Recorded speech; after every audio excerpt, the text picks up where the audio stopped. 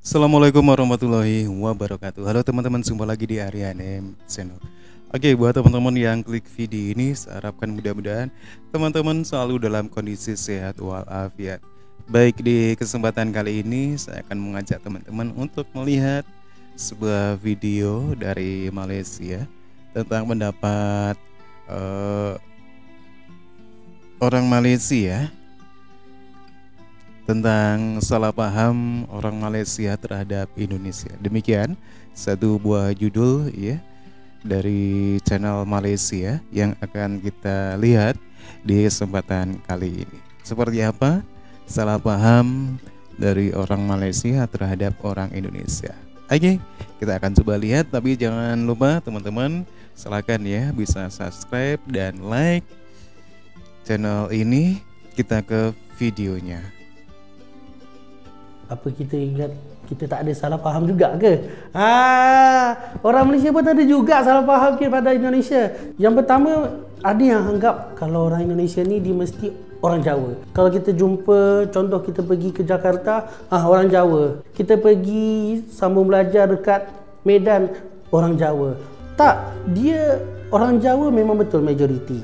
Tapi ada ramai etnik atau suku dekat Indonesia tu, dia bukan Jawa sahaja. Etnik terbesar adalah Jawa. Dia hampir ada di semua pulau-pulau di Indonesia. Tapi yang kedua, ketiga, keempat, kelima yang termasuk top 5, ada etnik Sunda yang berada di Bandung, ada etnik Melayu yang ada di Sumatera bahagian timur, termasuk di Batam yang dekat dengan Singapura, etnik Minangkabau yang ada juga dekat Semenanjung ini, dan juga ada etnik Bugis. Di mana-mana ada. Cuma sebab majoriti orang Jawa, jadi ramai suku-suku atau etnik-etnik ini dia faham sedikit mengenai Jawa tu macam mana. Dan juga kalau macam contoh kan, kalau kita ke sana, ke Indonesia, kita nampak je orang tu pakai songkok, mesti dia Islam. Dia bukan semua yang pakai songkok kat sana tu dia bukan Islam. Di sana songkok adalah pakaian orang Indonesia. So kalau kita nampak orang tu pakai songkok, orang tu nama dia ada Islam-Islam seperti salam, dia mungkin bukan Islam. Ayah saya, dia ada satu conference dekat Bali, dia pergi, dia tengok orang-orang sana, dia kan macam pakai songkok, dia warna putih. Ayah saya kata, cuba tengok betul-betul apa yang dia jual. Dia jual babi guling. Tapi Songkok saya faham Bali sebab namanya. lain tempat, lain adat resam, lain budaya dia. Lain So, saya songkok tak nak juga persalahkan ya. kenapa pakai songkok, kenapa jual macam ni. Tak, sebab saya faham kalau Bali itu dia majoriti orang beragama Hindu. Kalau saya bercakap mengenai Bali, ramai yang menganggap Indonesia ni hanya Pulau Sumatera, Pulau Jawa, Pulau Bali dan Pulau Kalimantan yang Borneo kita ni. Sebenarnya Indonesia tu luas. Tolak lagi ke timur sampai dekat, kalau korang nak tahu, Raja Ampat. Raja Ampat itu berada di Papua. So, Indonesia ni dia begitu luas. Dia lagi panjang daripada Amerika Syarikat. Jadi ramai yang menganggap kalau kita contoh kan, pergi nampak tempat-tempat menarik di Indonesia. Raja Ampat. Jomlah kita pergi Raja Ampat.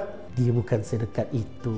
Kalau nak pergi kena naik flight, turun, lepas tu tukar lagi flight, turun, lepas tu tukar lagi flight, turun. Indonesia ni memang tempat dia banyak tempat yang menarik.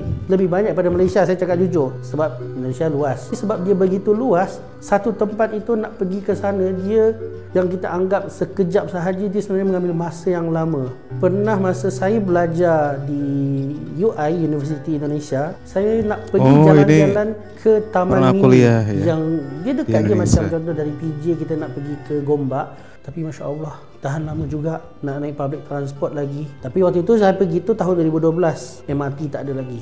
Sekarang ni dah ada MRT, saya tak tahu macam mana nanti selesanya kalau saya pergi sana jalan-jalan, backpacking lagi.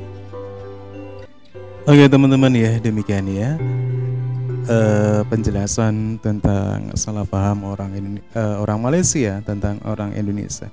Memang ya, orang luar negeri termasuk juga Malaysia ya mungkin belum seberapa banyak tahu keseluruhan dari Indonesia. Mungkin tahunya ya Indonesia ya mungkin Sumatera, Jawa ya, Kalimantan, tapi sebenarnya Indonesia kan dari Sabang sampai Merauke ya, dan di setiap wilayah ataupun sukunya itu kan banyak banget ya, dan mempunyai adat istiadatnya sendiri-sendiri. Dalam hal ini yang salah satunya menjadi salah paham mungkin orang memakai kopiah. Di setiap suku di Indonesia rata-rata mempunyai ciri khas kopiahnya sendiri-sendiri ya, dan ini tidak bisa diartikan terus dia itu beragama Islam begitu ya.